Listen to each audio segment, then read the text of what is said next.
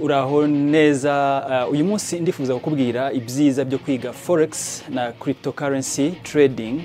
Njya kukubwira ibyiza byabyo, hanyuma mbere yuko nza gutangira ndagira ngo mbanze nkwibutse ko muri House Church College twigisha forex na crypto trading. Ndaje mu kanya noneho ntangire bigusobanurira ibyiza byabyo kugira ngo bigufashe gufata umwanzuro mwiza wo gutangira kubyiga. Naho mu kanya ntujye kure.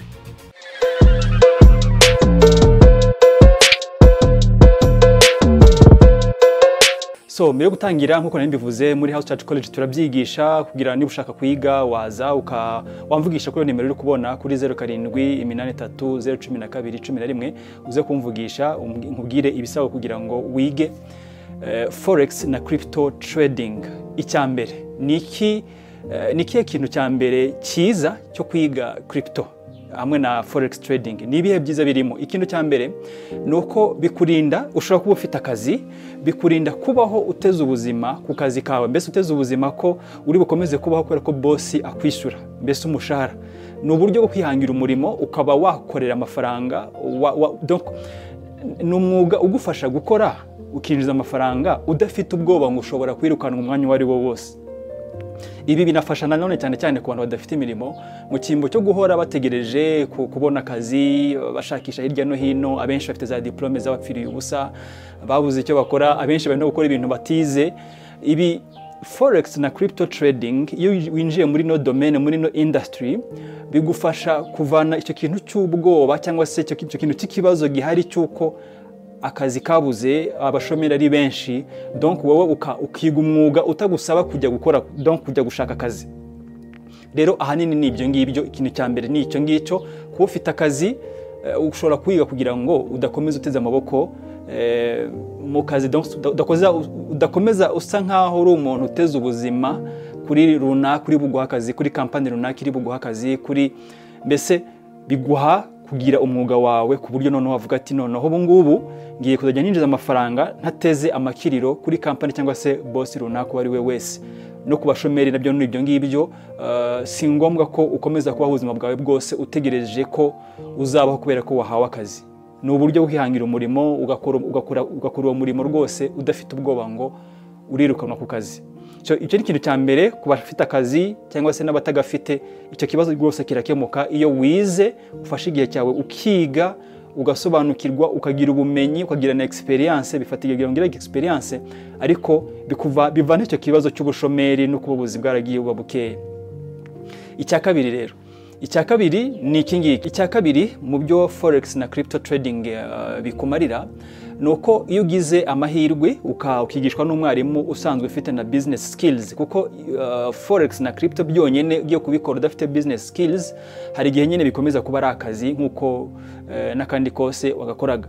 Ariko iyo ugize amahirwe ugahura n'umwarimu ufite business skills akwereka buryo ki ushobora kukwifashisha uwo mwuga cyangwa se ku kazi ugiye gutangira gukora cyangwa se ku kazi uri gukora ka forex na crypto trading, akakwigisha buryo ki wakora money management, ukajya ushora no mu zindi business, uko amafaranga uvanamo ukayashora no mu bindi ukora n'izindi business, biragufasha kurushaho. Mbese nta kwigisha gusa forex na crypto, ahubwo akakwigisha n'uburyo ushobora kwagura ibitekerezo, ukagura na business bikakubera. Mbese forex na crypto bikakubera ni nk'ibuye fatizo rituma ushobora no kwinjira no mu zindi business zitandukanye, ukarushaho kwagura ubukungu bwawe, ukarushaho kwagura iterambere ryawe. Icyo rero n'ikindi kintu, kuko urabona iyo ufite umwanya uhagije uri ukora ibyawe, niwe wigenera igihe, nta muntu kubaza ngo wageze mu kazi cyangwa se ugiye gutakare. Mbese nta muntu ukugenera igihe wowe ukoresha ku munsi, ni wowe wigenera igihe ukoresha. Mbese wagiye kwikorera. Iyo wagiye kwikorera rero biroroha ko ubasha no kwagura ibitekerezo, ukareba hirya no hino, ukareba n'ibindi ushobora gushoramo amafaranga yawe. Mbese watangiye inzira yo kuba umu business person. Rero umuntu uri kwikorera buriya biramworohera kuba yakora byinshi bitandukanye kuruta umuntu uri gukorera kampani runaka cyangwa se uri gukorera undi muntu, kuko igihe cye kinini aba yagitanze aho ngaho ari gukorera. Rero iyo ugize amahirwe rero ugahura n'umuntu ushobora kukwigisha buryo ki ushobora kwagura ibitekerezo, aho gufasha kuba wanakora n'ibindi birenze ibyo ngibyo. By'ukuri forex na crypto bikubera ahantu ushobora kuvana n'ubushobozi bwo gutangira izo business. Reka nkwereke ng'urugero nko muri crypto abantu benshi bagiye bahomba amafaranga kubera ko banze kumininga crypto runaka ngo ntibibaho ko wabona amafaranga y'ubuntu. Muri crypto mu mafaranga y'ubuntu abantu baramininga buri munsi bakufite telefone yawe baramininga bakabona amafaranga rwose, bakabona amafaranga iyo izo coin bari kumininga zigurishije zigiye ku isoko babona amafaranga kandi nta kindi kintu bashoye ari telefone, network no guhora yibuka kumininga buri munsi nta kindi. Umuntu akavanamo igishoro nagiye mbabwira ingero z'abantu bagiye babona miliyoni 5 8 zirenga azikuye muri crypto mining. Urabyumva rero kutagira ubumenyi ngo byige bituma uhomba byinshi, uri guhomba byinshi cyane cyane ahantu havana igishoro cyatuma unashora no mu bindi. So icyo ni kintu cya kabiri uhuye n'umwarimu mwiza wakwigisha n'uburyo wakwagura ukagura ibitekerezo ukagira business mindset yagutse. Iyo forex na crypto trading icyambere byaguhaye umudendezo wo kwikorera, ariko noneho biratuma waguka unakore n'ibindi kandi harimo opportunities zo kubona ibishoro iyo uprofisa ya mahirwe yo kumininga n'ibindi byinshi rwose. Nk'ubu ndagwa nk'urundi rugero nta hantu hake ushobora gushora 200 muri business zitandukanye, ni hake wabona igishoro cya 200 ngo ugire icyo kumarira. Byakubura ko ukoresha 200 ngo ugire ikintu bikumarira, ariko muri crypto rwose ushobora gushora amadolari 200 akagira ikintu akungukira iyo uzi neza ibyo uri gukora. Reka tuvuge ku cya gatatu nacyo.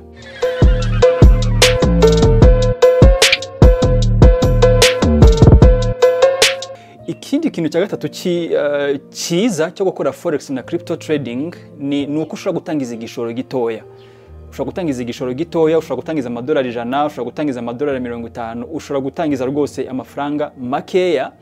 Iyo ufite ubumenyi ushobora kugenda uyabyaza umusaruro yazamura buhoro. Yego byagufata igihe kuko igishoro kiri hejuru nacyo buriya kirafasha cyane. Buriya utekereje umuntu uri gucuruza kimwe, wenda muracuruza imyenda wenda n'urugero, wowe ufite igishoro cya miliyoni 5, we afite igishoro cya miliyoni 50, ntabwo munguka kimwe kuko urumva ibishoro ntabwo bingana.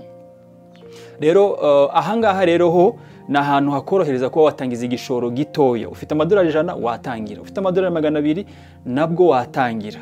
Upfa kuba ufite ubumenyi ukamenya buryo ki wayabyaza umusaruro.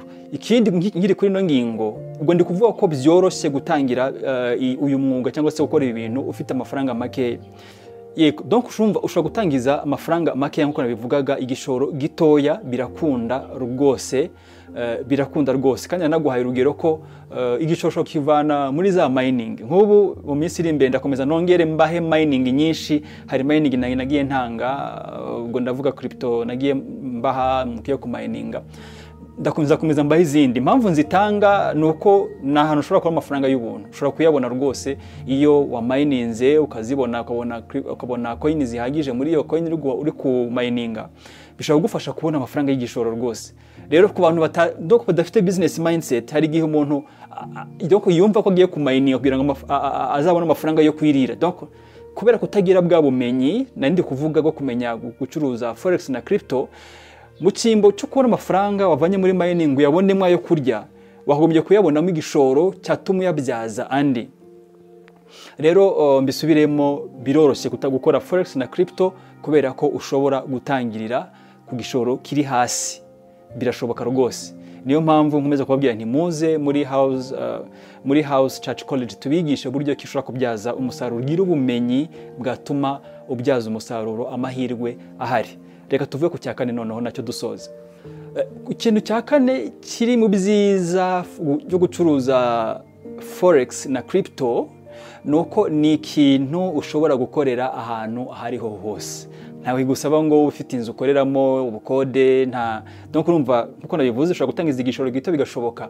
Ntago bigusaba ko ufite inzu ukoreramo, ntibigusaba ngo ufunguze ibintu bitandukanye, bigusaba amafaranga, oya, nta nubwo bigusaba uburenganzira guhabwa na RDB kugira ngo utangire, oya, biri online, ni gucuruza online. Ntago bigusaba amafaranga yari yose yo gutangira cyangwa se nguze kwishura amazu yo gukoreramo. Ni ibintu ukorera aho ushatse, ibintu ukorera mu gihugu urimo, ushobora kuva muri kino gihugu business yawe uyijyanye muri computer biri online, ushobora kujya mu kindi wayikoreramo ahariho hose, ushobora kuri mu rugendo ukaba uri gucuruza. Donc ahariho hose ubushobora gukora, ntabwo bigusanga utangira amasaha runaka ngo ugomba kubyuka kare kugira ngo utangira kubacuruza bitewe n'amasoko ari gucuruza, ashobora kubyuka kare kugira ngo yige akore analyse hakiri kare.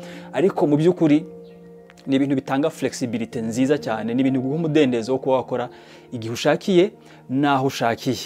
So urumva ni ibintu byiza, still ndabahamagarira muze mwige gucuruza forex na crypto kuko harimo amahirwe adasanzwe. Tubahaye ikaze rero muri House Church College, tubigishe forex na crypto trading. Ubumenyi bwonyine uzavanamo bizagufasha kujya umenya amahirwe, opportunities uzibyaza umusaruro.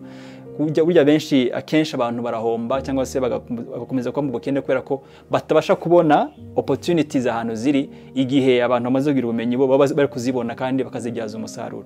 So nakubwira nti karibu uze kutwandikira kuri iyo nimero kuri 0783012011 uze tukwigishe wige rwose kugira ngo nawe umwuga uzakugirira akamaro. Urakoze cyane, ubwo naha video y'ubutaha.